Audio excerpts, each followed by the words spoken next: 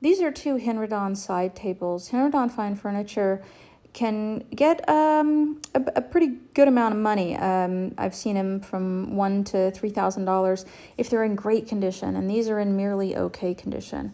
I intend to change that, and I'm gonna slowly progress into more and more time-consuming ways to do that. First, we'll look at where we have troublesome spots. We've got a water stain there. I don't know what that is. We've got some marks on the edges and some scuffs. The fronts look pretty good. I'm gonna start with the tops. That's where my real concern is. So I'm gonna sand down with 220 on the top of the one that has the hardest time.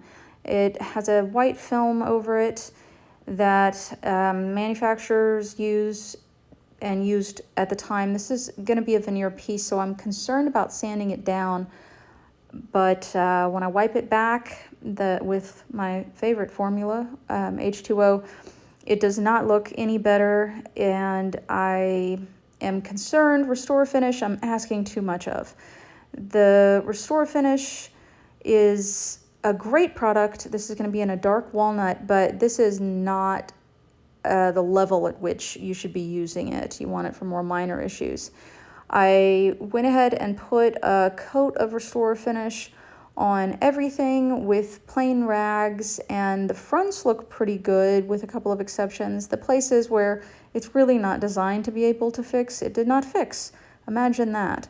The sides have some scuff marks. I'm going to use some furniture camouflage markers to try to improve that and see what I can do on the top, though it's also not what those markers are for, and it looks terrible when I'm done on the top. The places on the side where it had some issues turned out pretty good, and then also a few places on the front I improved the condition, but the top is still just, oh, it's so bad.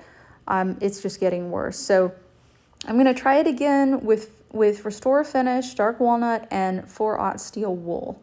Let's see if maybe that can get us somewhere. I put on my gloves, and I have options of dark walnut and one other that's closer to medium brown I don't end up using.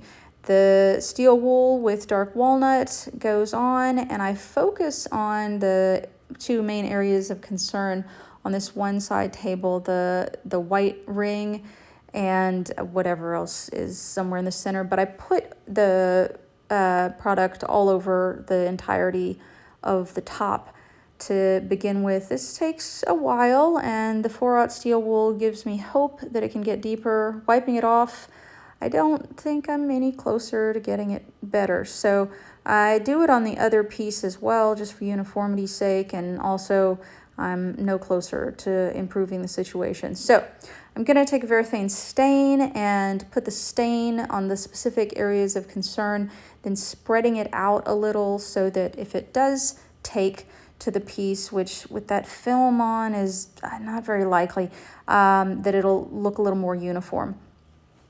It doesn't affect the areas that have not been sanded down at all as I wipe them back, and I try to pinpoint the areas of concern to just let it sit on those areas for a while and see if it can do a job it was never meant to. And no, it cannot do the job it was never meant to.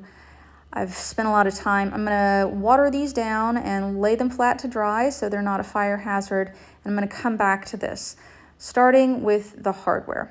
I'm going to remove the hardware on all four pieces. I realize I have the wrong bit pretty early on, so I have to change that out so I'm not stripping the screws. I did actually strip one. I go and get my options, find the correct one, and remove the remainder of the hardware. It's 4 drawers, really good looking hardware. It's definitely mid-century modern vibes, and if I can clean it up well, that'd be wonderful. So I'm gonna see what I can do with those pieces, and a cleaner that you might be familiar with that's pretty popular, and it's called Barkeeper's Friend. So I take those pieces to the sink and I break out the Barkeeper's Friend, which has helped me repeatedly Each one of these I wet. I use a toothbrush to scrub down, and it looks like they're improving some, but then there are marks where it's just it's is part of the finish has come off. I cannot improve that. I cannot improve that. There's another one I cannot improve. Here is yet another one that I cannot improve any further, and another one. So all four of those look slightly better, but not by a lot. Maybe I'll paint them. I don't know. Back to the tops of these poor Henredon fine furniture pieces that I have spent so much time not getting right. I look at the major areas of concern, that white circle. I'm going to try out this Ryobi. I just got it. I'm excited about that, but I forgot to clean the top. So I put down the Ryobi and I break out some Dawn because I need to clean off all that Restore finish I put on it.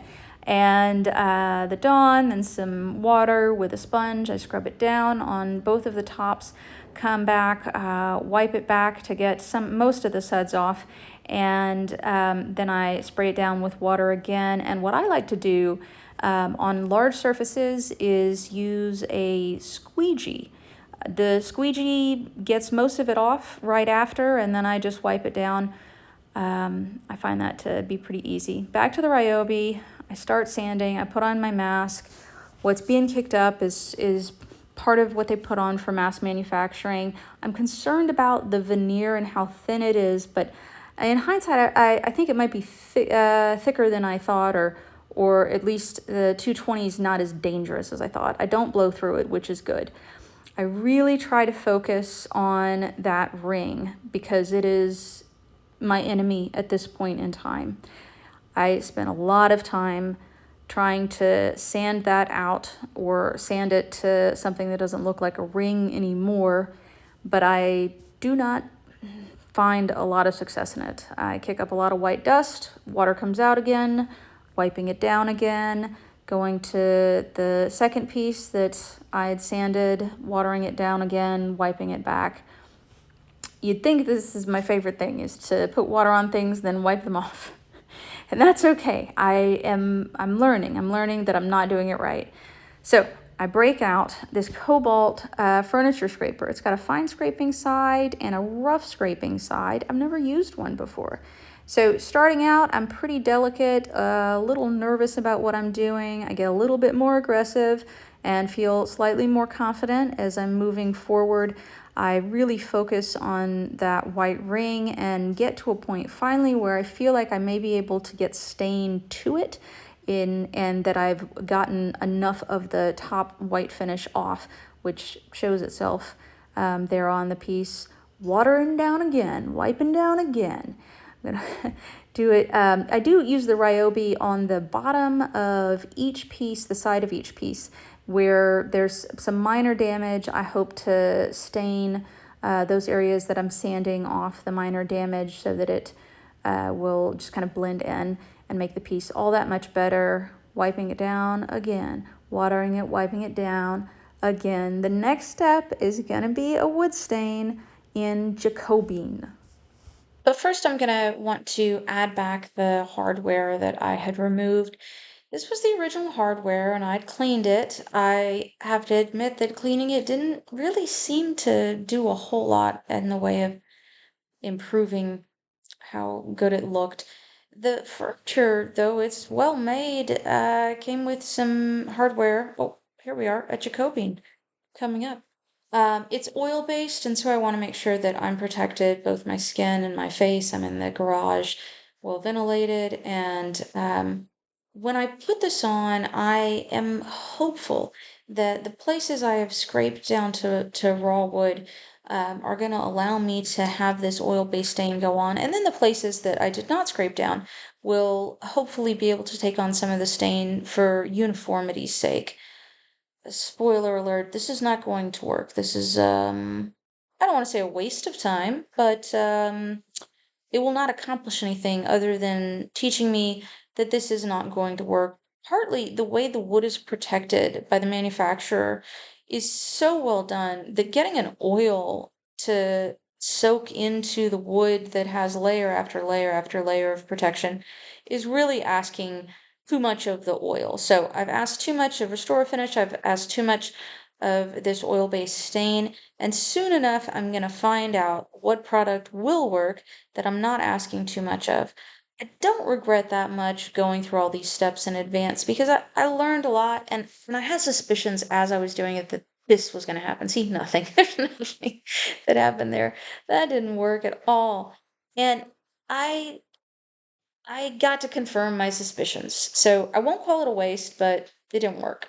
I'm going to water down these rags that I'll lay to dry out to help prevent fire hazard. Now I'm gonna, after a few days of it drying, because it didn't work, oil-based stain needs to dry for a few days before you can add a water-based anything on top. After I let it dry for a few days, I have some fuel here that I'm going to pour onto a rag and I'm going to wipe it down. That will make sure that any oil that didn't dry, that still remains on the surface, is removed so that I can move on to what's going to be the step that actually works, which will be a water-based stain and poly combo. So this fuel I wipe onto the surfaces where I put the stain, and then I go outside. I have shellac, Zinsser bin shellac. I'm gonna wipe everything down with my favorite formula, H2O, and some water one more time before I coat both of the tops in shellac. And after I allow them to dry for a little bit, I will come back and do another coat of shellac.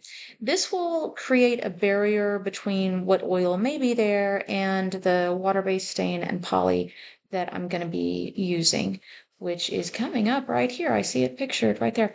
As you can tell, what I did made no real dent in, so let's assume we're basically starting from right here.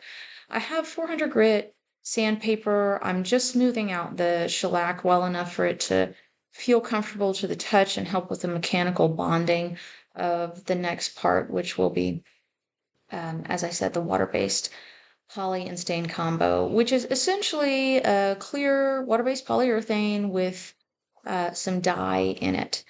Now I put my hair up. I try to make sure the area around me doesn't have hazards for spilling. I stir it well because they say pigment can get at the bottom. I haven't found that to be true with water-based stain and poly, but it could be. The rest of this process is so arduous. I'm amazed at how arduous it is to have polyurethane work well as a protective cover. You really want to have thin coats put on and allow adequate dry time in between. So here you can see the place where there was the ring from the dish or whatever with a coffee cup looks a little better, but only a little better. So we are at the beginning of a long, arduous process here. This other side table has fewer issues, but they're still there. And so I'm applying a thin coat of this polyurethane that I'm then feathering out, and I will do this again and again for as long as it takes. We're now at the beginning of what's going to be about a 5-minute process that will be me repeatedly putting thin coats of this polyurethane and stain combination onto the piece where the damage has been done in an effort to camouflage it. I'm really happy to report that my efforts are going to work. It's going to be beautiful at the end. And if you'd like to skip ahead 5 minutes because you don't want to see the process, that's okay. You can just know that I'm putting on thin layer after thin layer and waiting in between. So we're going to have a few costume changes because time has to pass. I'm going to use part of that time, if you don't want to skip ahead, to tell you about shellac because I think it's really fascinating and it matters a lot to people that are in the furniture flipping industry. It matters to all of us, really, but it's interesting. So here we go. Shellac is it's a resin that's secreted by a lac bug. It's a female bug only that secretes it, and that bug is on trees in the forests of India and also Thailand. It's mainly several different acids as well as some natural waxes. The way that it's processed is it's sold as flakes that are then dissolved into alcohol, which make liquid shellac. That's what I'm using here. And that liquid shellac is used to brush on as a wood finish. It can also be used as a food glaze. And it's a natural primer. It's pretty tough as a natural primer. It's really good for acting as a tannin blocker, which is where you're going to see most woodworkers or furniture flippers using it, because the wood tannins can come through. If you want to paint a piece white, you need to make sure that it's protected from that kind of the the leaching through the paint when it's lighter. It doesn't show up so much when it's darker, but because the wood tannins can come through and just destroy a white piece that's been painted, shellac is incredibly important for people that want to flip furniture, especially if they want to have that furniture be lighter. So it's great as a tannin blocker. It also works as an odor blocker and can be a high gloss varnish. It used to be used in electrical applications because it has really good insulation qualities and it seals out moisture. Phonographs and like gramophone records were made of shellac, but eventually they were replaced by vinyl. By 1948, shellac wasn't used to make any records. We were at vinyl by that point. Um, from the time shellac replaced oil and wax finishes in the 19th century, it became one of the most dominant wood finishes in the Western world until lacquer, which came around in the 1920s and 30s. And I can tell you a little bit about that another few minutes where I could talk about lacquer, which is really fascinating and maybe not as applicable to what you're going to want to do as shellac may be, but it's part of our history in furniture, and so it's nice to know. Lacquer, usually shiny, it's a finish that's applied to wood and made from resin as well. It's been around for thousands of years and dominated the market for a really long time. It's durable, it's waterproof, it feels good, it looks good. Asian lacquer is often what we call it, and those can be painted with pictures or carved. In modern day techniques, when we're talking about lacquer, we're talking about clear coatings that dry by solvent evaporation for the most part. So when I talked about mechanical adhesion, when I was sanding the shellac for me to put a new coat on, the mechanical adhesion is like it will stick to the surface that I've sanded. Shellac has an interesting difference in that it has chemical adhesion. So it essentially melts into the coating of shellac, sorry, the coating of lacquer underneath it, which means the finish can last for a really long time. We have pieces that are thousands of years old and still look pretty fantastic. In India, in Asia, we found some really beautiful pieces that are well protected because lacquers are hard finishes, they're durable finishes, they're beautiful, they resist damage, abrasion. They're amazing, but they have problems. Among those problems is they take a really long time to dry. Also, the conditions under which you have to have them to dry are kind of specific. It needs to be warm, it needs to be humid. We'd found some things with crushed shellfish that could help. I won't go into that, but the biggest concern at this point in our history, I think, is the environmental impact that lacquer has. And for now, what we've learned is that solvent-based lacquers, which are what we know about as the historical, that's kind of the precedent that has been set, have well, there are environmental concerns that we need to address. And they dry very quickly, they're incredibly viscous. The conditions under which they have to be used are really specific. And so for an individual that's trying to refinish furniture, it's unrealistic to use lacquer. We've since developed water-based lacquers for the environment and for health concerns that work really well. I mean, they're not, maybe it's not going to last 3,000 plus years, but they're less toxic and the environment is more into them. And often it's fine. The results they produce are kind of fine. The fumes are less hazardous and are not as likely to create fire, which is cool. there's still some issues with it. And one of the drawbacks is that it can be really reactive to other finishes. So if you want to do anything other than the lacquer, you better be careful because they don't respond well to other finishes. And everything has its own chemical components, and the ingredients make different changes. And so when you're dealing with lacquer, you're dealing with something that's kind of finicky about what it's willing to be around, something that's pretty finicky about what conditions it will work in, and something that takes a long time to dry. So you're just not going to find that in modern furniture. But what I'm refinishing here does have that because it's manufactured by a large organization. That furniture company did a lot, and they had the ability to use lacquer in a way that worked for them with the storage and the dry time necessary. And anyway, I'm not against lacquer, but it's just lacquer's against us. So we need to find different methods. Some of what you've seen has been entirely unrelated to the piece that I'm working on because it's a piece that I purchased and intended to work on, but decided that maybe it would be a better idea for me to try to sell it as is to another person that wants to work on furniture. I found it's a white fine furniture piece that you'll see or maybe already have seen in the video. That's a dresser, and it's gorgeous, and the refinishing that it needs is kind of minor.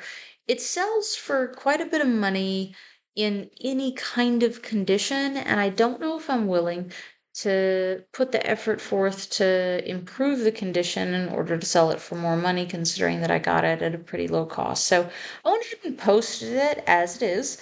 And I hope someone will just buy it as it is and refinish it. These Henredon side tables, I got to the top drawer of one before it was real sticky. So I sanded the drawer down, I sanded the slides down, I added soap, and all of those things seem to help to an enormous extent.